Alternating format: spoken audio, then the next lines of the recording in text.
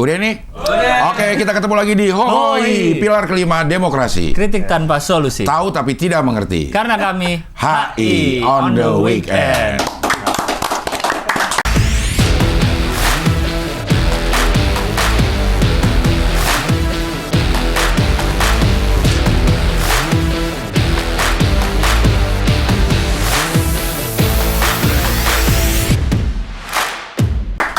Nah, ini sangat spesial dan kita ini contoh nyata acara internasional. Karena ini ingin membahas tentang gugatan hukum internasional. Yang digugat adalah warga negara asing. Wow. Anjay gak? Saya nggak ngerti sih. Gue juga kayaknya gue bakal kagak ngerti. Ini kayaknya masih terlalu pagi. Terlalu pagi ya. Terlalu pagi nih. Iya. Terlalu pagi. Makanya untuk membuktikan kita ngerti apa enggak, kita langsung tanya aja. Ada dua narasumber yang oke banget ini. Ada kuasa hukum Pak Damian dan ada profesor hukum Ibu Rahayu. Selamat gini hari lah. Ini kita bisa ditonton kapan aja ya. Iya.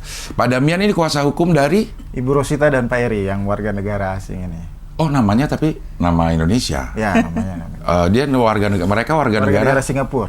Warga negara Singapura. Ya. Dua-duanya warga negara Singapura, ibu dan anak nih. Oh, ini ibu dan anak. Ibu dan anak. Oh, ibu dan anak. Ya. Dituntut oleh pihak yang di Indonesia.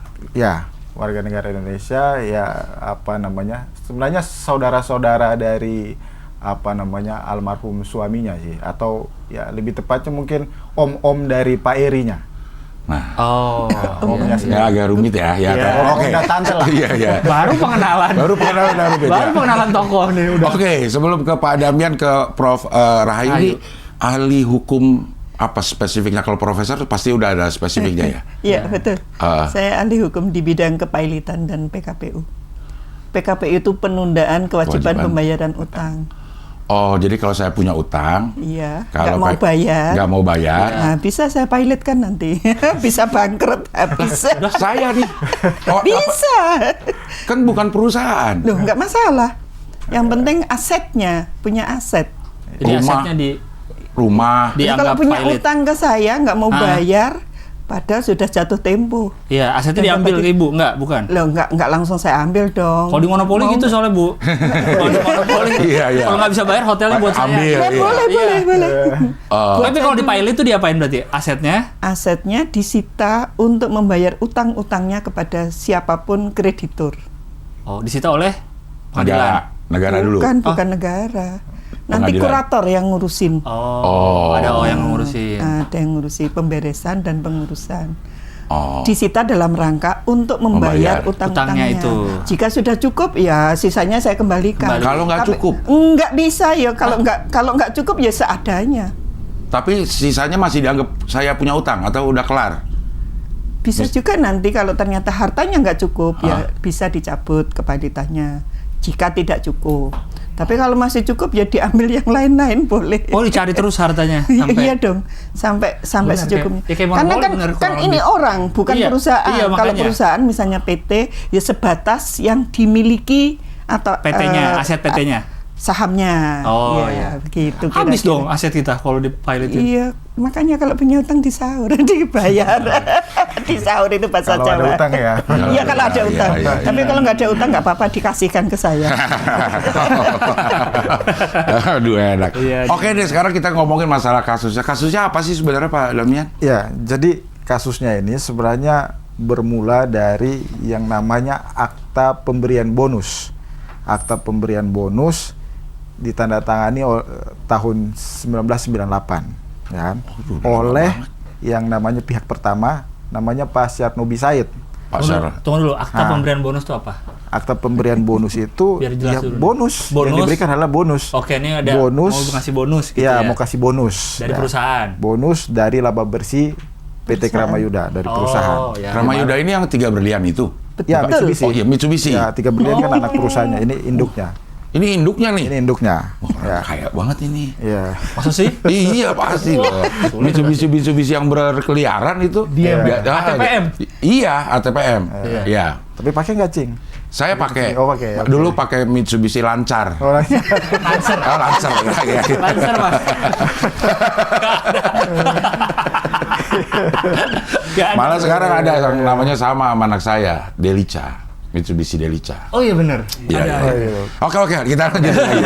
Ya. Pak Oke. Sarnobi ini sebagai pihak pertama di perjanjian dalam kapasitasnya sebagai pemegang 99% saham Oke. sepakat untuk memberikan bonus sebesar 18% dari laba bersih PT Kramayuda kepada 4 orang. Oke. 4 orang ini 3 diantaranya adalah saudaranya Pak Sarnobi sendiri. Oke. Ya. Ya kan? 1 adalah temannya. Nah, Oke. faktanya Pak Sarnobi udah meninggal dari tahun 2001 kemarin. Sorry sebentar kita potong lagi Ya. nih. Iya. Dalam rangka apa Pak Sarnobi mau Masih memberi bonus? Ke Ya, saudara-saudaranya. Ke saudara-saudaranya ini. Jadi ini kalau kita baca di perjanjian, karena ibu dan anak ini juga nggak tahu. Oke. Begitu almarhum suaminya namanya Pak Eka meninggal, baru tiba-tiba disodorkan akta ini. Jadi kalau ditanya dulu ceritanya gimana sampai bisa dibuat Masih akta bonus. ini, akta ini kan dibuat oleh Pak Sarnobi ini kan mertua dari Ibu Rosita atau kakek dari Pak Eri, Iya. lain saya. Nah, jadi kalau ditanya ceritanya gimana sampai diberikan bonus ini, mereka juga nggak tahu. Tapi kalau kita lihat di perjanjian Perjanjiannya. itu, Heeh. isi aktanya itu disebutkan bahwa pemberian bonus ini untuk kesejahteraan dari pihak kedua di perjanjian 4 orang ini. Oke. Terus ada lagi di situ dikatakan bahwa pemberian bonus ini diberikan sepanjang Pak Sarnobi ini masih menjadi pemegang saham mayoritas dan sepanjang PT Kramayuda ini untung. Oke.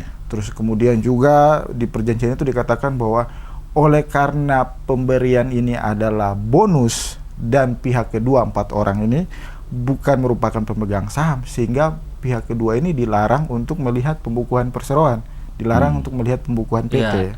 Terus kemudian juga di pasal berikutnya, di pasal 5 dikatakan bahwa pemberian bonus ini tidak wajib diberikan setiap tahun, tetapi akan diusahakan diberikan setiap tahun.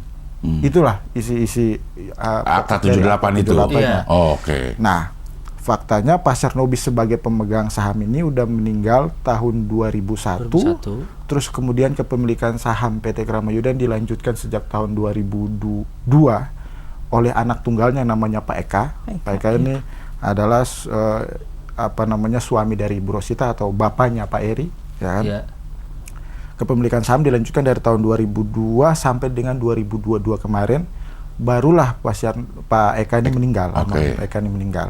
Oke. Pasca meninggalnya kemudian baru saudara-saudaranya Pak Eka ini menuntut kepada ibu dan anak ini menyerahkan akta ini bahwa seolah-olah semasa hidupnya Pak Eka ini nggak pernah bayar. Jadi 20 tahun, seolah dari tahun 2002 sampai dengan 2022 nggak pernah melaksanakan isi akta ini. Pak Ekanya ya, Iya. seolah-olah dianggap seperti begitu. Lah kagetlah ibu dan anak Itu ini. cuma 4 orang itu kan, 4 orang yang awal. Iya, Ya, 4 orang yang kedua Nah, itu, persoalannya 4 orang ini udah meninggal. Jadi yang menuntut ini ahli warisnya juga. Oh.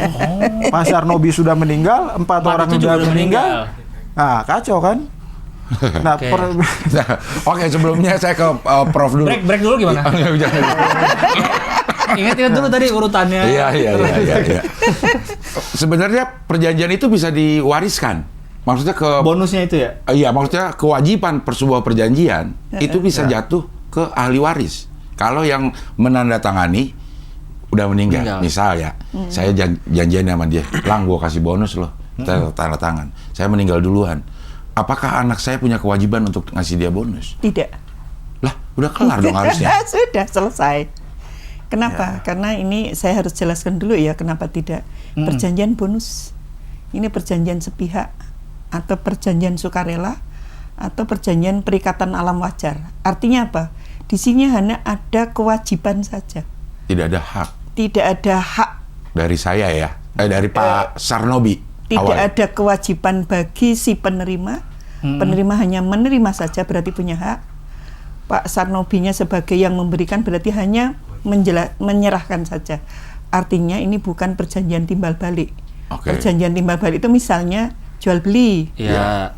Oke, jual berarti Uang, pembelinya kasih memberikan barang, menyerahkan barang, kewajibannya membayar. Oke. Iya. Sebaliknya, penjualnya menyerahkan barang, haknya adalah menerima. Uang. Ini timbal balik. Nah, ini enggak. Saya diberi teh ya cukup saya minum saja. Saya Iya. enggak ada kewajiban untuk wah nanti harus membayar, harus Iya. dan seterusnya. Dan ini kebetulan yang berjanji sudah meninggal, yang diajak berjanji juga sudah meninggal. Terus tadi dari Pak Kuasa Hukum, Pak Damian menjelaskan, ternyata di situ di akta itu tidak cukup itu saja, ada sekian banyak prasyarat, perjanjian bersyarat. Kemudian pertama, ini bonus diberikan ketika perusahaan itu beruntung. Dan tidak setiap tahun, tapi akan diusahakan. Dan pihak yang menerima tidak boleh mengalihkan, menjaminkan, dan seterusnya. Ada banyak ya Pak ya, persyaratannya. Termasuk juga tidak boleh membuka isi pembukuan karena bukan pemegang saham. Udah itu. Dan tujuannya juga untuk kesejahteraan anggota, si istri, si anak, termasuk misalnya sudah janda misalnya. Kalau menikah lagi juga nggak dapat dia. Nah, di situ kan ada tertulis. Dari 4 orang ini 2 diantaranya ada janda. Jadi ada di klausul lain di perjanjian itu yang menyatakan bahwa pemberian bonus ini diberikan sepanjang para janda ini belum menikah lagi. Yang janda ini notabene adalah saudara, termasuk saudaranya Pak Syarnobi. 2 orang ini adalah saudaranya. Jadi kembali ke akta itu. Sebenarnya di akta itu sudah tertulis dengan jelas sekali hak-hak apa saja yang diterima oleh si pemberi bonus itu, seperti itu. Jadi sekarang yang menuntut nih keluarga dari 4 orang ini, ahli waris, menuntut Ibu Rosi sebagai ahli waris. Ibu Rosi adalah suami Pak Eka yang anak dari Pak Syarnobi. Ibu Rosi ini punya anak. Pak Heri. Namanya Pak Heri ini. Pak Heri, yang dituntut 2 orang ini. Iya, ibu dan anak ini. Pak Heri dan ibunya. Itu kalau secara hukum memang bisa, Bu? Kembali lagi, kalau yang kasus ini menurut saya tidak bisa. Kenapa? Ini perjanjian pemberian bonus. Sorry Bu dipotong. Kalau ini perjanjian kerjasama, itu bisa ahli waris yang dituntut? Kalau perjanjian kerjasama, that possible. Mungkin. Dalam arti, ini kan perjanjian ini masih berjalan terus, maka siapapun ahli warisnya bisa dituntut. Karena utang itu adalah utang dalam agama apapun kan tetap harus dibayar kan begitu. Tapi ini agak berbeda loh ya. Dalam arti agak berbeda itu, ini masalah kepailitan dan PKPU. Tidak semuanya juga harus masuk ke pengadilan niaga. Tadi kalau misalnya ahli waris dan seterusnya, mungkin menurut saya, apalagi kalau di perjanjian itu tidak jelas isinya apa, kapan berakhir dan seterusnya, itu mestinya juga bukan ke pengadilan niaga. Bisa ke pengadilan negeri dong, peradilan umum. Gitu, kira-kira. Tadi berhenti sampai Pak Eka meninggal. Kemudian enggak otomatis ya. Jadi sepertinya kewajiban-kewajiban jatuh kepada Pak Ibu Rosita dan Pak Eri. Dianggapnya begitu. Begitu. Yang dituntut adalah seolah-olah selama 20 tahun terakhir ini almarhum Pak Eka tidak melaksanakan atau membayar sesuai akta 78 ini. Ada buktinya nggak tuh? Nggak pernah dilakukan nih selama waktu di persidangan 20 itu. tahun.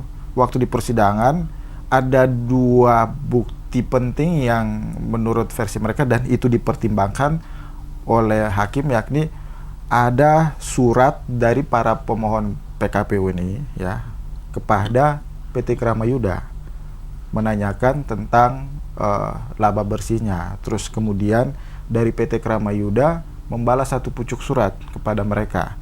Isinya berisi tentang rincian laba bersih dari tahun 2002 sampai dengan tahun 2022. Dari situ kemudian mereka menghitung, jadi per tahunnya tuh utangnya segini. 18% itu.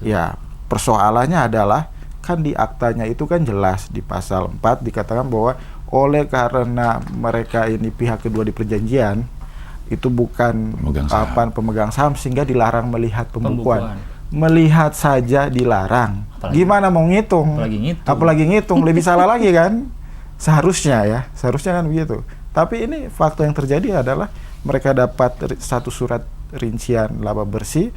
Kebetulan yang di dalam PT Kramayuda salah satu direksinya adalah ahli waris dari pihak kedua, salah satu dari pihak kedua di perjanjian. Jadi bisa dong kalau misalnya dikeluarkan. Dia nyari pembukuan. Pembukuannya kan tahulah. Iya. Nah, itu persoalannya. Kemudian itu dihitung, kemudian diajukan tuntutan ke pengadilan niaga yang nilainya 700 miliar. Ya, nilainya 20 tahun seolah-olah itu 700 miliar. Berarti setahun 35 miliar dianggapnya. Iya. Ya rata-rata lah ya gitu ya. Iya, persoalannya kan ini menarik nih, Kancing.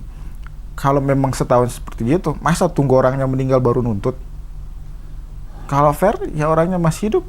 Kalau benar ada yang langsung aja kan. Kenapa tunggu sampai orang yang meninggal baru dituntut ke ahli warisnya kan? Itu menjadi pertanyaan yang sampai saat ini entah apa motifnya itu kita juga nggak tahu. Mungkin waktu hidup kan dia belum lihat nggak tahu juga kayaknya. Nggak tahu pembukuannya kali kan. Gimana ada salah satu ahli Direksi warisnya yang jadi direksi di situ kok. Seharusnya kan tahu kan. Itu 18%-nya kan, 700 miliar itu. Betul. 18%-nya aja dari laba. Dihitung-hitung sendiri. Iya. Banyak banget ya. Banyak banget ya. Tapi memang kalau di pengadilan tuh gimana sih Bu? Apakah niat jadi pertimbangan juga gak sih? Niat atau motivasi segala macam dibanding sama yang tertera di atas kertas? Ya berbeda ya gini. Ini kan pengadilan di bidang perdata. Iya. Kalau di pidana niat memang dihitung, dilihat. Iya. Kalau perdata itu sifatnya adalah bukti formil. Bukan bukti material. Artinya nggak akan diniat ini Bang Cing Abdel ke pengadilan ini niatnya untuk apa? Nikah lagi atau utang nggak bayar atau apa nggak tahu. Kayak nikah lagi aja itu jangan utang. Jangan utang ya. Jadi kalau perdata tidak dilihat niatnya, bukan. Gitu. Tapi ada bukti formilnya tadi. Maka mungkin tadi surat pernyataan dari Direktur Kramayuda barang ini salah satu bukti formil, ini dihitung sekian. Meskipun tadi juga mestinya harus diperhatikan dong, apakah bukti ini betul-betul bisa, sementara kalau mengacu kepada Akta 78 yang katanya tidak bisa melihat pembukuan, lah bagaimana bisa menghitung apakah bukti yang disampaikan itu sudah valid atau belum, seharusnya kan juga begitu. Jadi kalau di perdata nggak dilihat niatnya, kalau di pidana dilihat niatnya. Nah kalau secara bunyi perjanjian di Akta 78 ada nggak berakhirnya perjanjian itu? Kalau kan biasanya tuh ada tuh ya kita nih kalau lagi kontrak terus masa berlaku perjanjian ini sampai saya atau Gilang tuh melakukan MC misalnya di tanggal segini perjanjian akan selesai. Nah kalau di Akta 78 itu ada nggak perjanjian kapan selesainya? Nggak ada. Tapi kan dari perjanjian itu kan jelas ada bahwa batasan-batasan. Ini tidak wajib diberikan setiap tahun, tapi akan diusahakan. Diusahakan. Kalimat diusahakan ini kan berarti kan balik lagi kalau istilah Prof tadi kan pemberian sukarela. Dia dari atas dasar kemurahan hati. Oleh karena itu cuma sukarela, maka ada bunyi pasal bahwa mereka dilarang melihat pembukuan karena itikat baik pemberian ini atas dasar itikat baik toh kalau kita lihat perjanjiannya bukan suatu kewajiban yang kemudian jadi utang dan dibawa ke pengadilan saat ini, apalagi lintas generasi ya kalau kita lihat ini kan jadi rancu sih. Kalau yang ada bunyi selama Pak Syarnobi masih menjadi pemegang saham mayoritas ada juga itu? Ada juga. Jadi, nah kalau apakah itu otomatis berakhir pada saat Pak Syarnobi meninggal harusnya? Kan? Ya seharusnya berakhir dong. Perjanjian itu harusnya berakhir ya? Iya, karena kan selama menjadi pemegang saham mayoritas. Ketika setelah itu meninggal, pemegang saham mayoritasnya apakah masih tetap? Biasanya kan juga ada penggantian ADART-nya.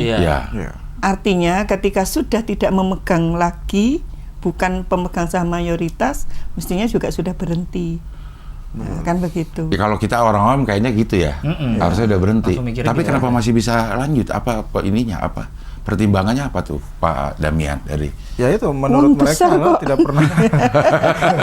Pertimbangannya uang besar sih. 700 M. Iya. Ya pertimbangan mereka seolah nggak pernah bayar, dan menurut versi mereka ya bahwa perjanjian ini Akta 78 ini berlaku sampai ke ahli waris dari para pihak. Nah, itulah anggapan mereka. Itulah kenapa mereka mengajukan tuntutan, dan itu menjadi bahan pertimbangan juga di putusan PKPU sehingga kita dinyatakan dalam PKPU pada saat itu, karena menurut hakim juga bahwa perjanjian itu berlaku sampai ke ahli waris. Tetapi padahal kan kita lihat jelas tadi di pasal 3 di perjanjian itu kan sudah dikatakan bahwa berlaku sepanjang untung dan masih menjadi pemegang saham mayoritas. Orang udah meninggal, Iya. namanya tidak tercatat lagi sebagai pemegang saham, Iya. mau gimana mau bayar. Bahkan dalam kita lihat konteks hukum pun, di dalam hukum mungkin nanti Prof bisa jelasin bahwa ada namanya hukum mengatur perjanjian bersyarat. Ada perjanjian bersyarat batal, ada perjanjian bersyarat tangguh. Artinya bahwa pelaksanaan, kalau bersyarat tangguh artinya ditangguhkan pelaksanaan perjanjian itu sampai dengan terpenuhnya syarat itu. Ya. Ya. Nah, kalau persyarat batal artinya begitu syarat batal itu terpenuhi, maka perjanjian itu sudah tidak berlaku. Sudah Iya. berakhir. Nah, bahkan kalau kita balik lagi kalau di secara hukum, ada pasal dalam KUHP Perdata yang mengatur tentang syarat berakhirnya perikatan atau berakhirnya perjanjian itu apa aja. Di antaranya adalah terpenuhinya syarat batal tadi. Perjanjian harus berakhir di situ tanpa Iya. perlu kita memperdebatkan. Oke. Nah, tapi ini kalau di akta ini syarat batalnya apa? Syarat batalnya adalah sepanjang beliau masih menjadi pemegang saham Oh, itu syarat batal. beliau masih menjadi pemegang saham mayoritas. Jadi beliau udah meninggal, berarti kan tidak jadi pemegang saham mayoritas lagi. Nah, Iya, kalau iya, kita baca pun di Undang-Undang PT ini lintas hukum nih. Hukum ya. soalnya. Iya, iya, Walaupun iya. kita baca Undang-Undang PT itu kan saham atas nama. Artinya diberikan haknya itu pada orang yang namanya tercantum di dalam pemegang saham Iya. itu. Begitu namanya orang itu sudah berubah, ya berarti nggak bisa dituntut lagi dong, karena Dia nggak dapat melekat juga. Iya. saham atas nama. Iya, iya, iya. Itu. Oke, Pak Damiani, saya mau nanya sama Prof Rahayu. Kalau kita di pihak lawan, ya. Ya. Dalil apa yang bisa membuat ini kasus jadi jalan terus kalau udah sejelas ini? Iya. Iya, Pakai apa? Pakai apa nih dia nih? Saya Kok bisa ini untuk bisa menuntut ini. bisa terus jalan gitu? Padahal udah jelas ini. Ya bisa saja namanya interpretasi. Artinya tadi disampaikan oleh Iya. kuasa hukum si termohon ini. Saya Iya. sebagai pemohon ya sekarang. Iya. Oke deh. Ini kan ada perjanjian akte. Tadi kan penafsirannya adalah ini dibuat oleh dulu, kemudian ini bonus, kemudian ini beruntung. Mungkin melihatnya kan PT Kramayuda kan selalu beruntung. Iya. Dan tadi karena juga sudah sempat membuka, bukan pembukuan ya mestinya ya? Iya, Bukan. Surat. Tapi ada surat dan ternyata kok benar beruntung. Berarti kalau dihitung-hitung, oh ini kan sudah meninggal sejak saat itu 2001 Pak 2001. Sanobi meninggal. Kemudian itu 2022 kan kita pandemi ya. Ya. Nah, kira-kira iseng-iseng lah mungkin kalau saya ya. Ya. Saya sebagai advokatnya iseng-iseng lah buka-buka. Wah ini ternyata nemu harta ini. Ada akte ini. Akte ini coba aja kita jalankan ke pengadilan. Iya. Mohon maaf kadang juga pengacara kan ya kalau masih bisa dicoba ya kita coba lah. Iya. Penting coba dulu lah. Kalau berhasil alhamdulillah. Iya. Kalau enggak ya coba aja Kata-katanya, dulu. iya. Kalau saya kira-kira begitu. Iseng berhadiah. Iya. Iya. Karena Iya. sebenarnya kalau saya melihatnya dari sisi hukum ini mestinya lemah dong. Iya. Iya. Kenapa lemah? Para pihaknya sudah pada meninggal loh. Memang betul perjanjian secara umum itu masih bisa diwariskan, utang, tagihan, kan begitu. Tetapi saya sebelum melihat isi akta, saya masih bertanya-tanya kayak apa sih isi aktanya itu. Iya. Perjanjian ini, kalau perjanjian memang bisa loh diwariskan, termasuk warisan piutang dan warisan utang. Utang. Jadi hati-hati Ceng Abdel, Iya. Mas Gilang misalnya. Orang tua mewariskan utang ada nggak? Iya, tetap punya kewajiban untuk membayarkan begitu. Iya. Dalam hukum agama kita, apapun agama kita, insya Allah utang itu harus dibayar. Tetapi yang kurang diperhatikan menurut saya di sini, ini perjanjian bonus pemberian. Oke. Pemberian sifatnya sekali lagi cuman sepihak saja. Memberikan, tidak ada kewajiban yang satu memberikan, yang satu menerima. Menerima menjadi haknya. Tapi nggak ada timbal balik. Tapi kalau perjanjian secara umum yang lain hampir semua jenis perjanjian kita itu sifatnya adalah timbal balik. Timbal balik. Ada hak dan ada kewajiban, Ada hak dan untuk kewajiban. masing-masing penanda Untuk tangan masing-masing, itu. Ya. Iya. Gitu. Iya. Nah artinya ya mungkin ini tadi Ya kalau masih bisa dijalankan coba aja. Dan ternyata berhasil, itu yang paling parah. Kok berhasil ya? Iya, kok bisa berhasil ya? Nah itu. Iya. Ini mungkin kalau saya boleh nyinggung lagi, itu tadi kan kita masih berkutat kepada akte.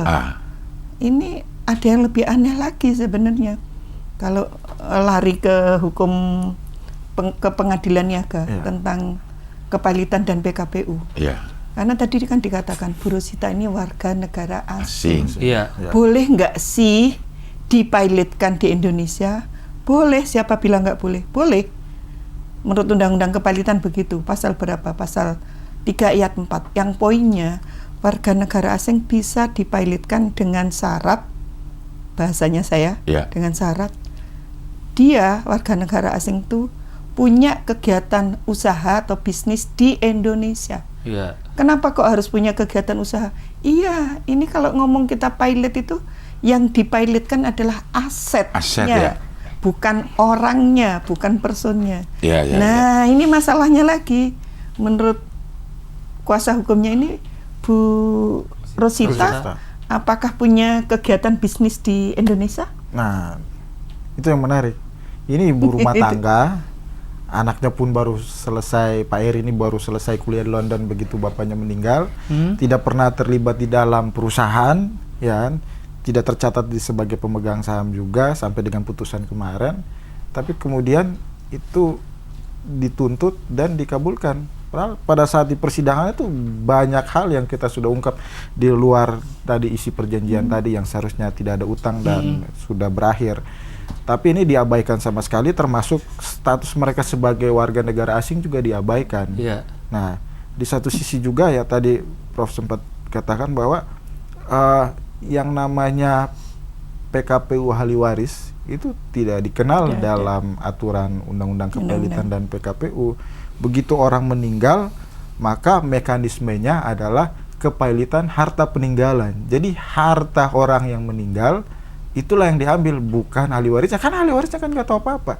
Jadi kalaupun melalui mekanisme kepailitan, maka yang diambil adalah harta dari orang meninggal itu, bukan melalui mekanisme PKPU. PKPU ini kan mungkin nanti dijelaskan sama Prof, tujuannya adalah restrukturisasi atau perdamaian. Lah, dengan cara mengajukan proposal perdamaian. Kan orang meninggal nggak mungkin ajukan proposal perdamaian, ya kan?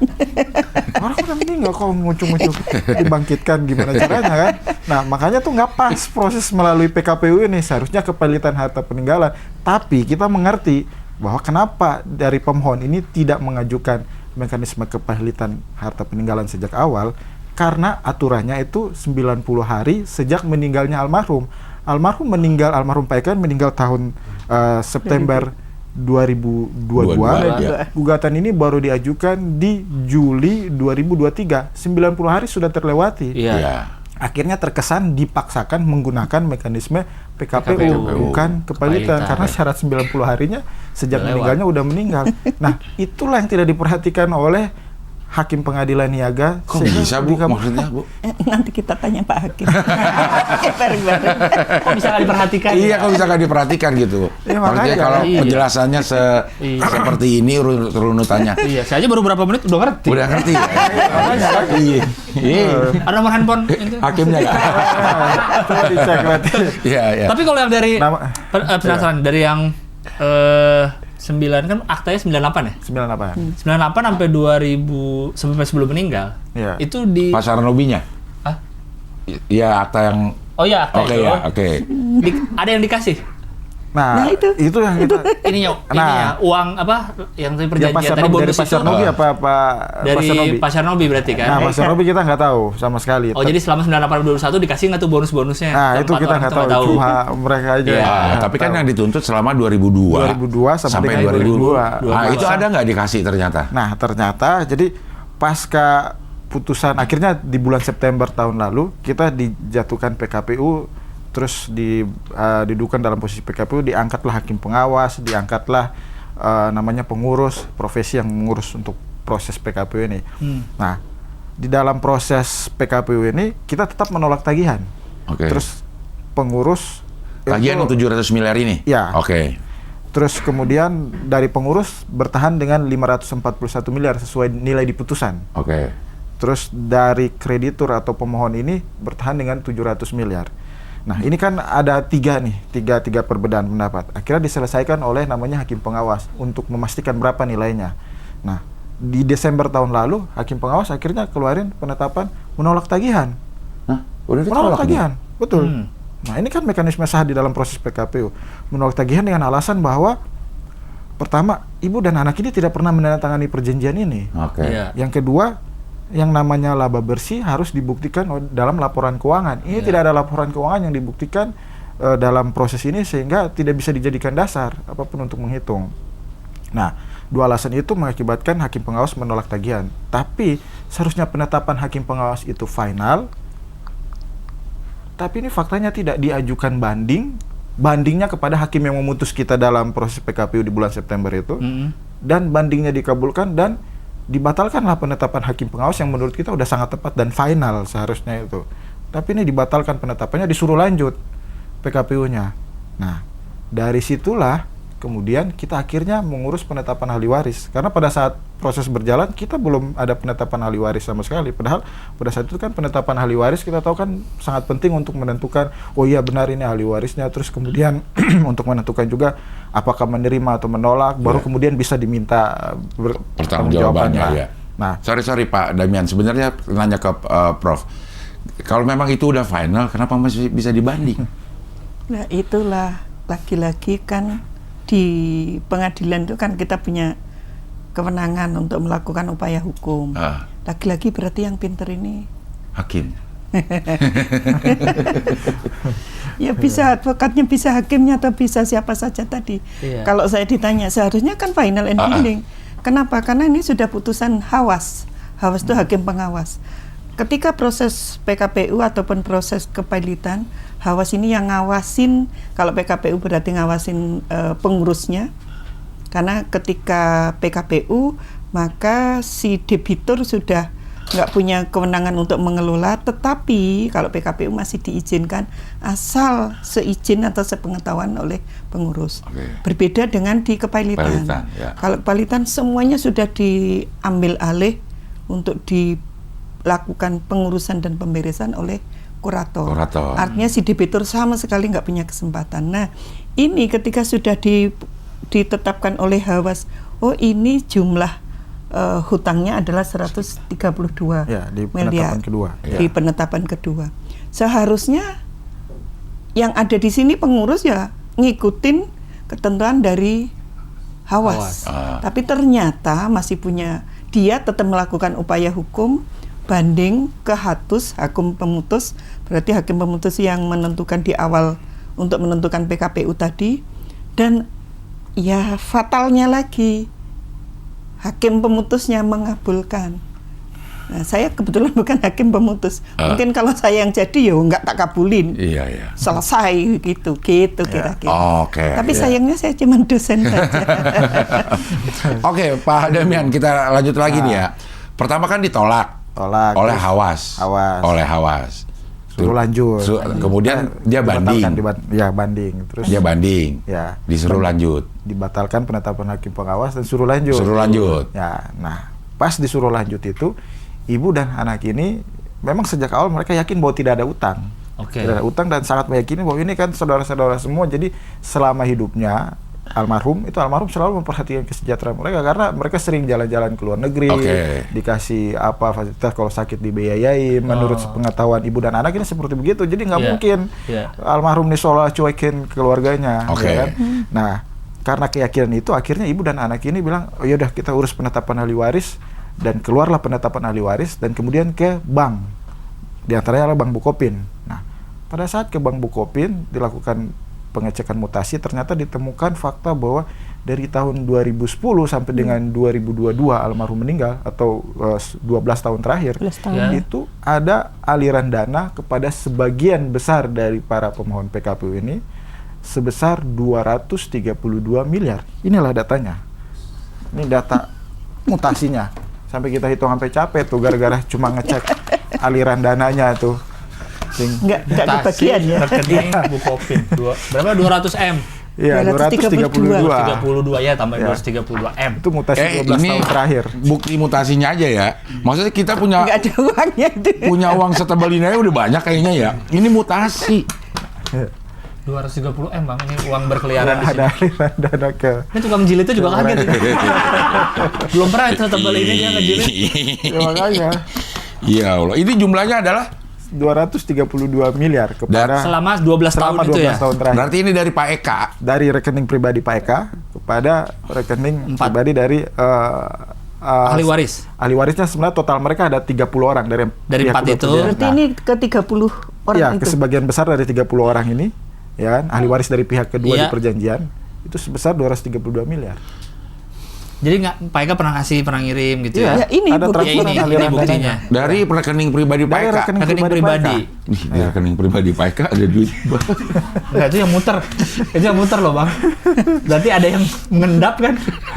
Kan Iya, belum iya, lagi iya, cash ya kan, belum lagi cash kan. Iya, Belum iya. lagi cash, Yang nggak kan. tahu berapa ya, Ya gitu kan? ya. Oke. Kalau memang ada. Ya. Ada Oke. beneran orang punya uang sebanyak itu Iya. ada ya, Pak ya? Ada ini. Iya. Ada.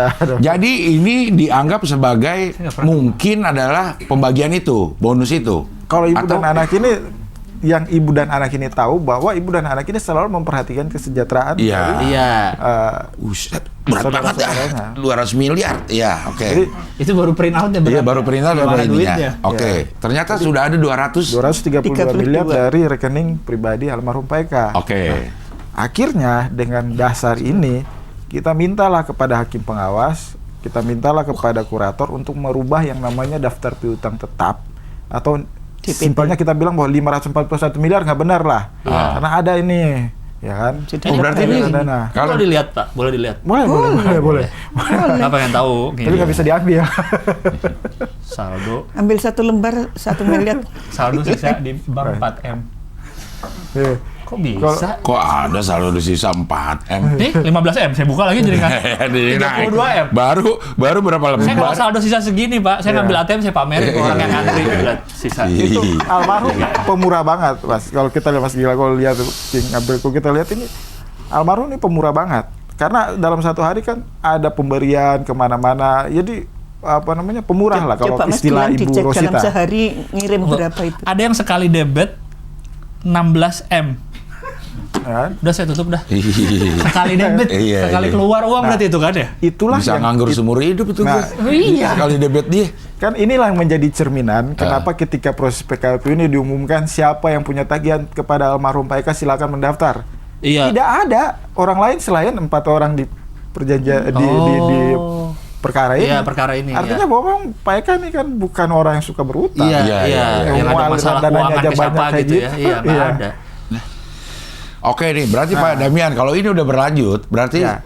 secara kalau saya nangkepnya Bu Ya. Rosi sama Pak Eri udah bilang, ya udahlah kita bayarin aja deh berapa sih sebenarnya yang harus kita bayar Ya. gitu. Iya. Sampai kan yang tadi ditetapkan 514 itu. 541.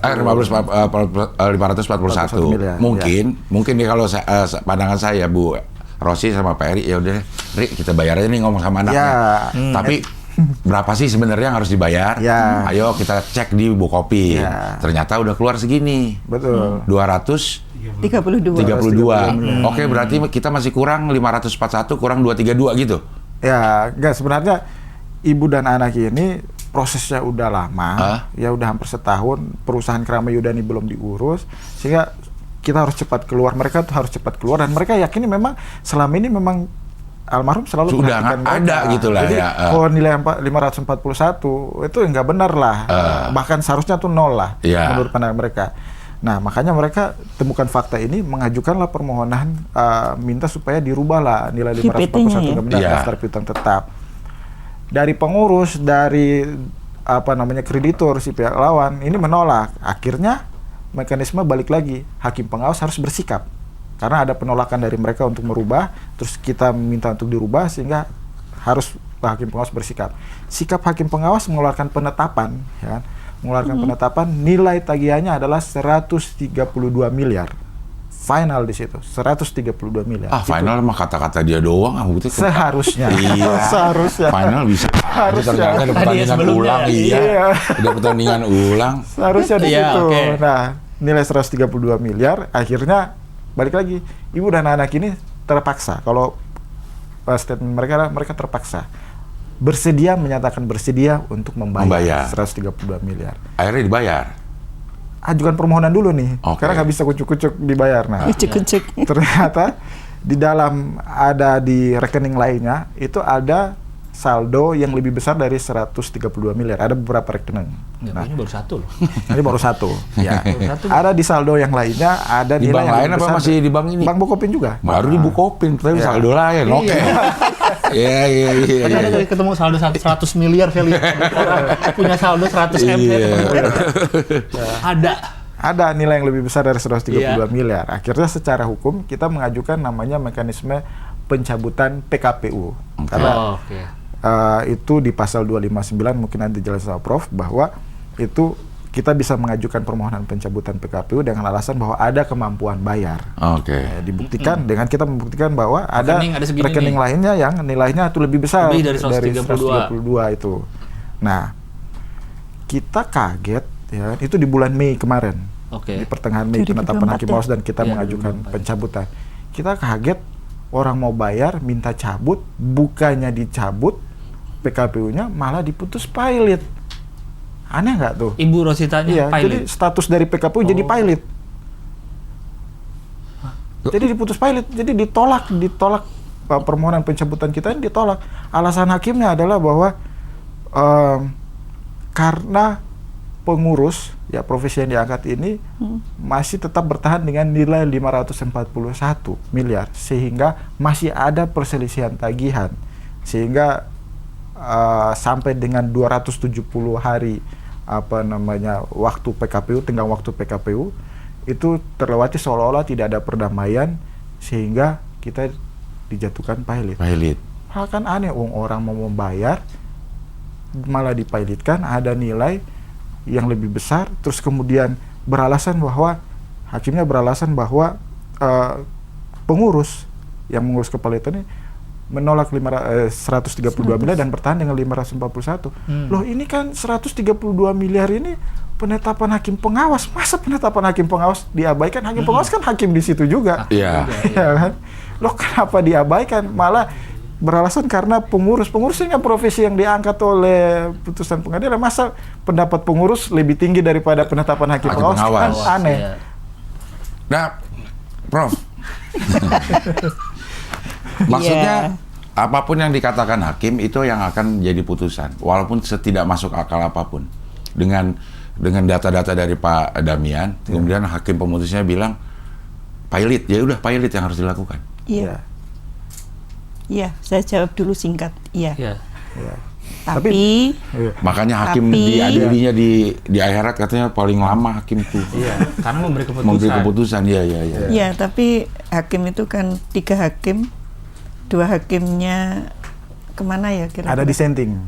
Ada dissenting opinion dari dua dari hakim. Hakimnya ada 3. Dari 3. 2 hakim ketua namanya Pak Heneng dan hakim anggota 1 namanya Ibu Betsy. Ya, ini 2 hakim yang memutus kita PKPU di awal nih, yang menyatakan kita dalam PKPU nih. Nah, itu menyatakan kita pilot. Sedangkan hakim anggota 2 namanya Pak Daryanto itu membuat yang namanya dissenting opinion. Hakim anggota 2 ini bikin dissenting menurut hakim anggota 2 ini bahwa sejak awal perkara ini udah salah. Tidak ada yang namanya PKPU ahli waris yang tadi kita diskusi di awal. Yang awal banget ini. Yang ada adalah kepelitan harta peninggalan. Mekanismenya udah salah. Itu alasan pertama. Alasan kedua bahwa penetapan hakim pengawas 132 miliar ini final. Nggak ada alasan mau pengurus, mau debitur, mau kreditur, semua harus tunduk pada penetapan hakim pengawas. Itu ada dasarnya. Dan yang ketiga, syarat untuk pencabutan PKPU 259 sudah terpenuhi karena ada saldo yang lebih besar daripada nilai 132 miliar. Sehingga menurut hakim anggota 2 ini, ya udah dicabut aja PKPU-nya, bukan dipilotkan, tapi kalah suara. Nah, yang menariknya hakim anggota 2 ini bukan hakim yang memutus kita di awal dalam proses PKPU, tapi dia baru masuk menggantikan ketua majelis yang dimutasi ke pengadilan negeri lain di bulan Desember tahun lalu. Jadi memang masih objektif nih, kalau dibandingkan. Kalau menurut pandangan kita boleh dong kita merasakan masih objektif. Jadi sekarang secara apa ya? Secara hukum posisinya ada di mana nih? Apakah masih bisa dibanding di apalah namanya? Masih bisa, masih punya upaya hukum. Kalau di kepailitan sama PKPU itu nggak mengenal banding, yang ada adalah kasasi. Oh, kasasi. Karena pengadilan niaga di Indonesia itu hanya ada 5.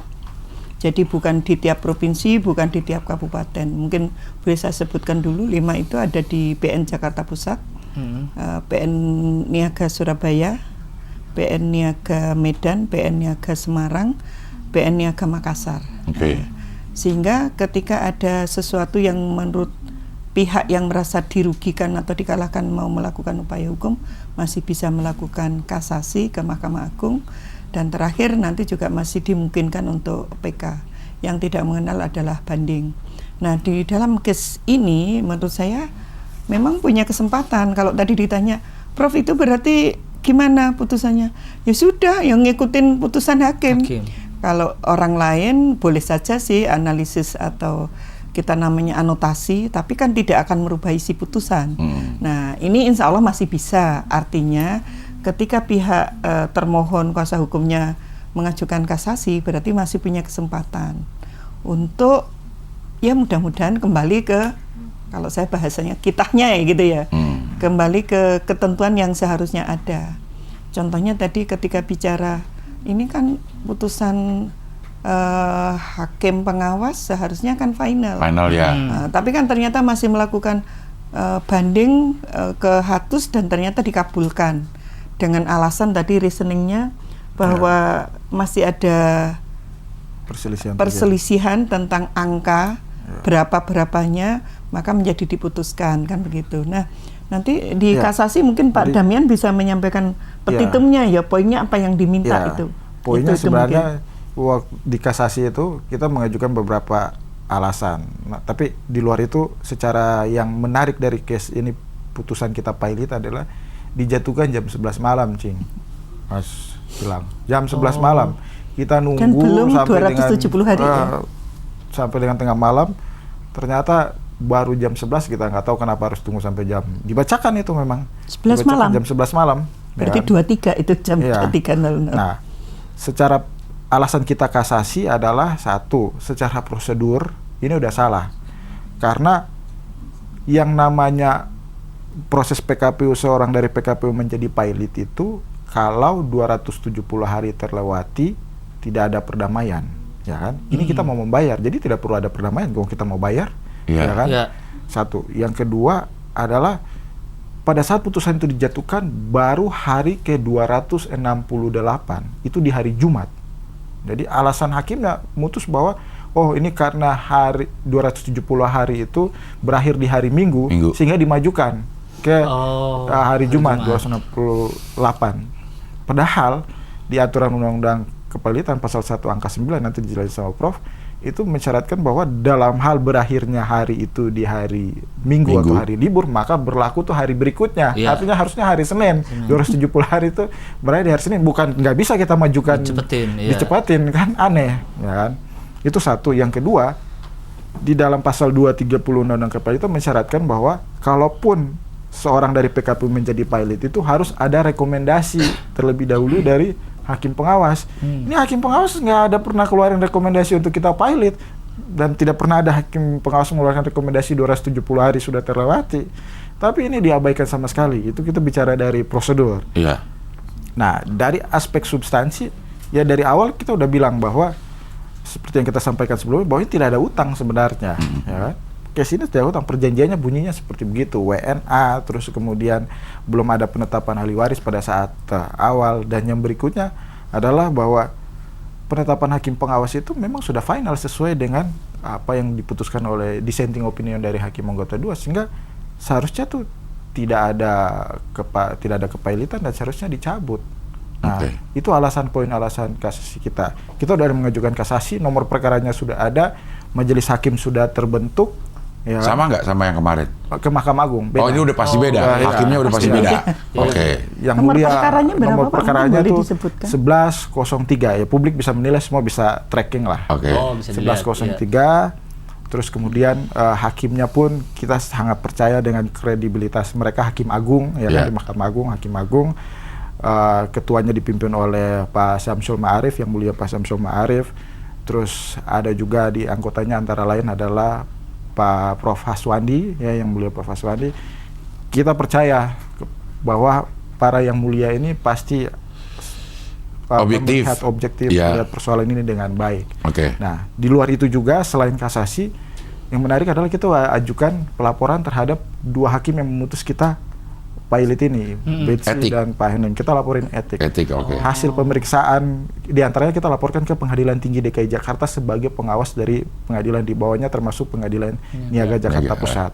Nah, hasil pemeriksaan termasuk saya diperiksa, itu waktu itu menariknya adalah bahwa hakim pengadilan tinggi yang memeriksa ini, hakim-hakim senior, bahkan ngomong, wah kok bisa kalau semua warga negara asing bisa di PKPU dan pilot di Indonesia, wah jangan-jangan Donald Trump bisa di PKPU di Indonesia dan dipilot ke Indonesia dong, kalau memang semuanya warga negara asing begitu mudahnya. Itu jokes yang terjadi di dalam pemeriksaan. Nah, belum ada putusan juga itu? Udah ada. Hasil pemeriksaan dari Pengadilan Tinggi DKI Jakarta tanggal 8 Agustus kemarin kita terima surat tembusan bahwa dari hasil pemeriksaan diantaranya 2 hakim ini dinyatakan terbukti melanggar kode etik dan direkomendasikan kepada Badan Pengawas Mahkamah Agung dan Ketua Mahkamah Agung agar dijatuhkan sanksi berupa dimutasi ke pengadilan yang kelas lebih rendah. 2 orang hakim pemutus ini. Nah, sekarang ini karena sifatnya rekomendasi, kita masih menunggu nih kapan ini 2 hakim ini dimutasi dan dilaksanakan itu. Rekomendasi ini harus dilaksanakan. Udah 2 bulan nih kita menunggu-nunggu nih. Ada tembusan suratnya ya? Iya, ada tembusan kita. Nah, kayaknya mungkin bisa di-tracking juga. Jadi kayak ini ya, kalau ini kayak mengingatkan kita di MK yang kemarin, yang ini. Maksudnya putusannya harus dijalanin, tapi hakim-hakimnya kena kode etik gitu. Iya, tapi tetap jalan. Tapi tetap harus jalan sih keputusan yang dihasilkan oleh hakim-hakim yang melanggar kode etik ini. Betul, makanya kita berharap Yang Mulia di kasasi selain melihat aspek hukumnya tadi, yang alasan kasasi, kita juga melihat putusan rekomendasi ini kan seharusnya menjadi bahan pertimbangan juga bahwa ini ada yang nggak benar. Terbukti gitu ya melanggar etik. Oke, nih terakhir buat Prof Rahayu, kalau kalau akhirnya yang menang adalah pihak yang kreditur ini dipilotkan, itu dipilotkan untuk membayar sesuai yang 500 itu atau gimana sih? 541 ya? Iya, 541. 541, iya. Terus? Kalau kurang, ternyata asetnya nih masih kurang dari 541, dianggap utang? Enggak juga sih. Enggak juga, karena sebatas ini agak susah sebenarnya saya menjawab. Begini, kalau ini ngomong tentang PT, maka sebesar saham yang dimiliki. Kan begitu. Tapi kalau ini kan juga sebenarnya bukan PT, lagi-lagi ini individu. Dan saya terus terang jadi bingung. Kalau saya begini, komentar saya, jika ini dikabulkan dan harus membayar sekian, menurut saya ini hukum kepalitan di Indonesia betul-betul zalim ya. Betul-betul ambruk itu. Artinya apa? Kita jelas sudah punya aturan undang-undang, ternyata banyak yang dilanggar. Pertama tadi warga negara asing dipilotkan, dan ini juga mestinya bukan, meskipun orang Indonesia gitu ya, bukan ahli warisnya, tetapi seharusnya harta warisannya. Kalau itu harta warisan ya berarti ya sebesar harta yang dipunyai dan ditinggalkan, kan seperti itu. Bahkan kalau kurang, kepilitan itu bisa dicabut loh, kan seperti itu. Contohnya kalau itu terkait dengan kepilitan itu terhadap aset yang terkait dengan SDA, tambang, ketika nggak cukup dan mau dilakukan going concern, selama ini seringkali kemudian dicabut. Tapi kalau ini terkait dengan harta warisan, ya sebesar harta yang ditinggalkan itu, yang menjadi haknya, seperti itu. Tapi mungkin juga yang harus kita perhatikan, ini tidak hanya sekedar ini jelek atau sangat buruk, saya bisa mengatakan begitu. Bahkan ini kalau warga negara asing, mungkin orang-orang akan kepastian hukumnya seperti apa di sini, akan banyak terlanggar. Dan ketika ini berkaitan dengan warga negara asing, bicara investor misalnya, Iya. waduh, kira-kira Bang Abdel dari Ngeri juga Malaysia ya. atau dari Iya, mana iya. ke sini berani nggak invest di sini? Nanti Karena kalau bisa ada apa-apa, dipilitin, iya. iya misalnya seperti itu. Artinya ini sangat mengancam ya kepastian hukum, Iya. kemudian asas kedaulatan negara. Karena kepalitan lintas batas ini kalau nggak ada perjanjian bilateralnya juga nggak bisa. Iya, maksudnya kita iya. ini karena sudah kepalitan lintas batas. Iya. Tidak hanya itu, ini tentang ahli waris.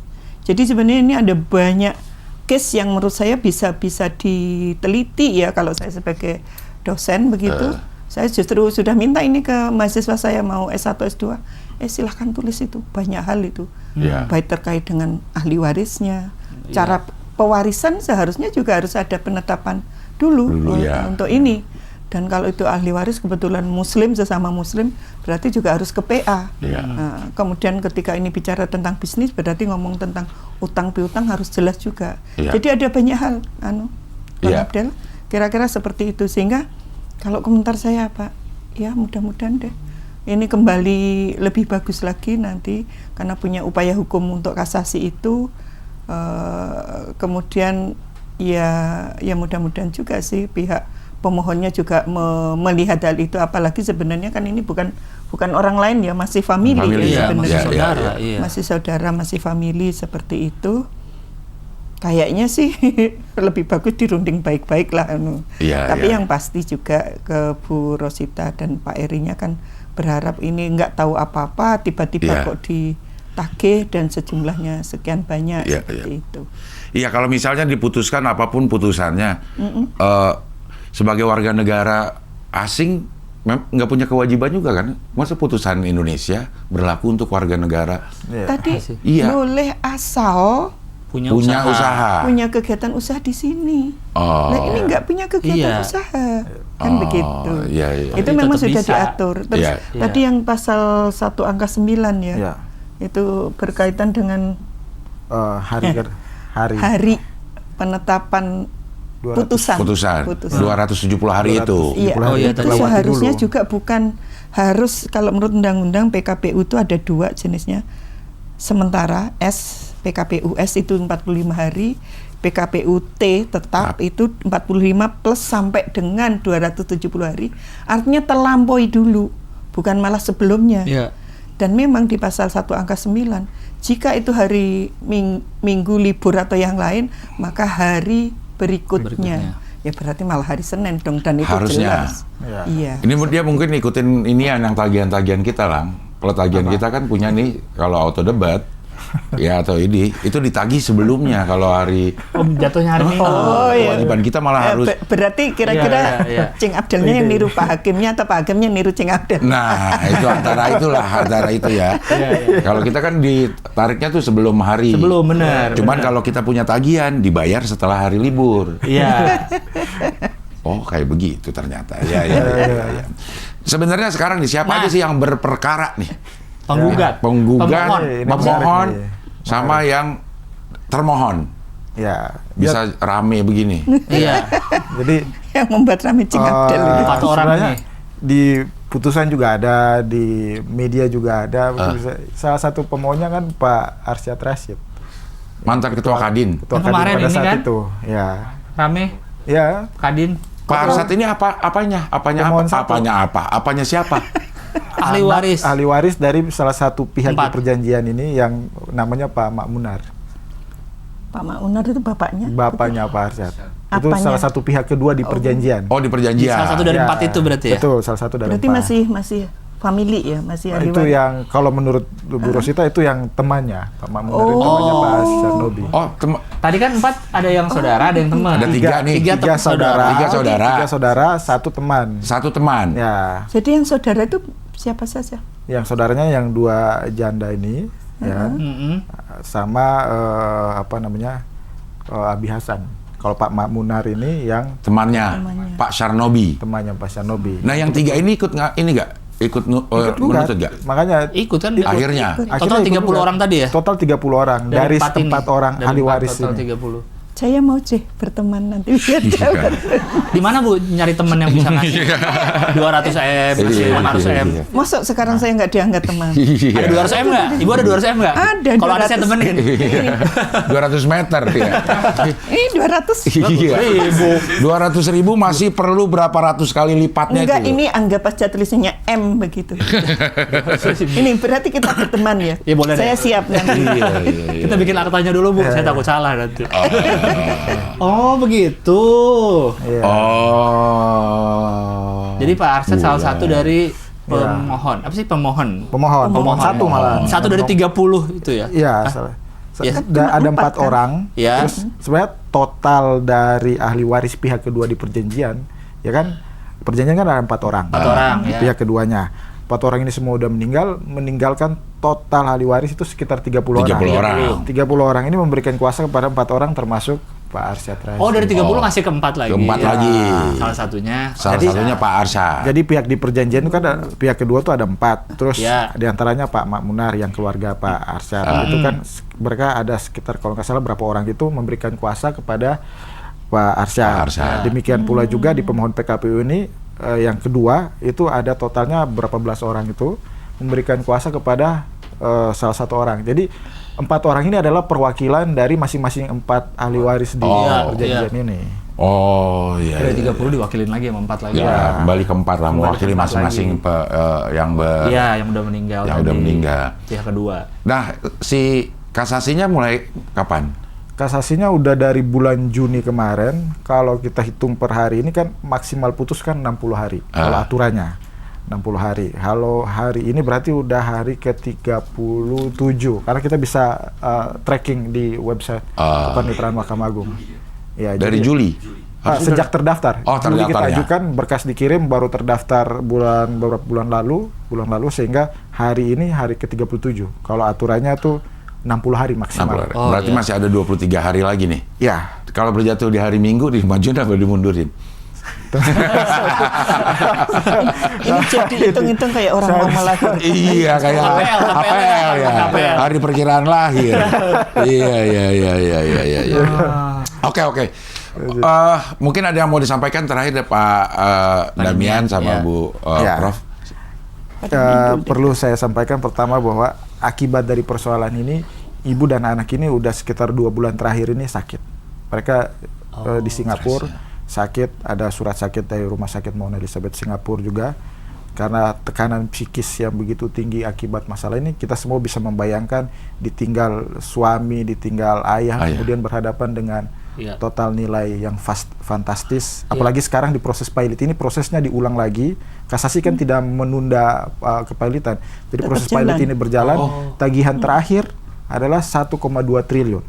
Bikin tambah stres. Kok jadi satu? Kok jadi naik? Karena awalnya kemarin hitung dari sampai dengan tahun 2022. Ini sekarang dihitung lagi tahun 2023 kalau bersih 2023. Oh, jadi jalan terus itu. Jadi jalan terus. Akta pemberian bonusnya menurut mereka ini jalan terus nih. Ya, plus ditambah bunga-bunga, jadi totalnya nilainya jadi tagihannya 1,2 triliun. Sakit langsung. 1.200 miliar. Idih. 1.200 miliar. Iya, nih ada 6 kali ini. Oh gitu, 1,2 T sekarang. Betul. Dan itu proses berjalan. Ya memang kalau dalam kepilitan itu meskipun belum inkrah, putusan itu bisa dieksekusi terus, jalan terus saja. Dihitung jadinya ya.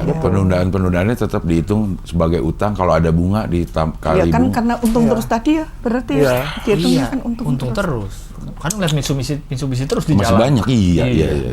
Makanya langsung sakit kan. Masa nggak untung? Udah ditinggal suami, ditinggal anaknya, berhadapan dengan perkara ini, mereka nggak punya siapa-siapa di Indonesia. Habis itu berhadapan dengan case yang begitu complicated dan dihadapkan dengan putusan yang sangat tidak adil. Seperti begini kan sakit mereka udah 2 bulan terakhir ini. Makanya harapan kita cuma 2. 1, kasasi kita berharap yang mulia Mahkamah Agung, hakim pemutus ini mengabulkan kasasi kita. Nah, yang kedua, kita minta supaya hakim pemutus ini segera dimutasi. Rekomendasi hakim pengawas hakim pengadilan tinggi DKI Jakarta ini segera dilaksanakan oleh Badan Pengawas Mahkamah Agung maupun Ketua Mahkamah Agung, sehingga mereka mutasi, karena mereka yang mengadili mereka yang terlibat lagi dalam proses pilot ini. Kalau dulu kan hakim pengawas yang menyelesaikan perselisihan tagihan, kalau di pilot ini hakim pemutus yang akan memutus berapa nilainya dari 1,2 triliun itu. Kemarin kita menolak. Jadi kita menolak 1,2 triliun itu. Jadi hakim pemutus saat ini lagi proses renvoy lagi berjalan. Nah, perselisihan itu lagi berjalan. Dan yang akan memutus adalah hakim pemutus ini lagi. Yang akan menetapkan nilai lagi. Nah, ini kita jadi kontroversi lagi kan. Makanya kita berharap mereka diganti supaya dikasihlah hakim lebih objektif yang lebih objektif. Baru kan hakim kan banyak di pengadilan. Ya, kita berharap dua itu. Pokoknya kita minta kasasi kita dikabulkan. Yang kedua hakim ini segera dimutasi. Oke. Itu aja. Prof, ada yang mau disampaikan? Ya, mungkin saya menambahkan lagi aja.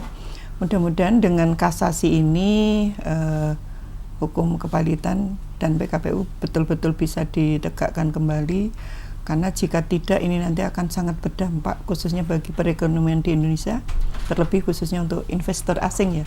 Karena kepastian hukum menjadi, kalau dalam hukum bisnis itu saya memilih bukan dari 3 tujuan hukum, keadilan, kemanfaatan, dan kepastian. Kalau saya akan memutuskan lebih kepada kepastian hukum dulu untuk berbisnis. Dalam bisnis ya? Iya, dan itu sudah sempat saya tuliskan di orasi ilmiah saya, pengukuhan guru besar saya di 2011.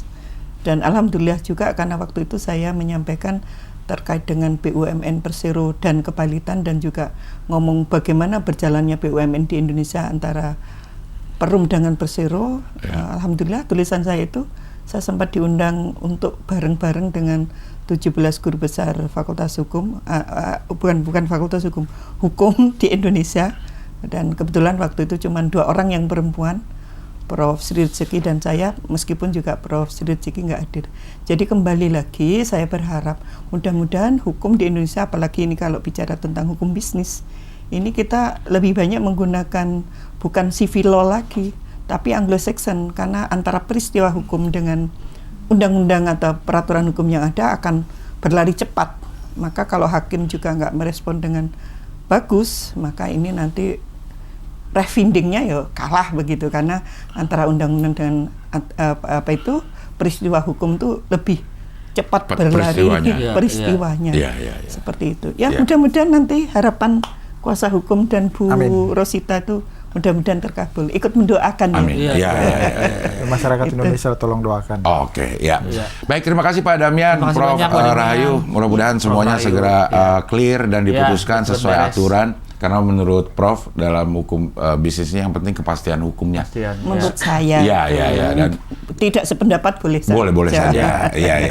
Oke lah kalau begitu. Sehat selalu dan mudah-mudahan semua yang direncanakan bisa sesuai dengan yang diinginkan. Amin. Oke, kalau begitu sampai ketemu lagi di HOI, pilar kelima demokrasi. Kritik tanpa solusi. Tahu tapi tidak mengerti. Karena kami HI on the weekend. Luar biasa. Sama ini.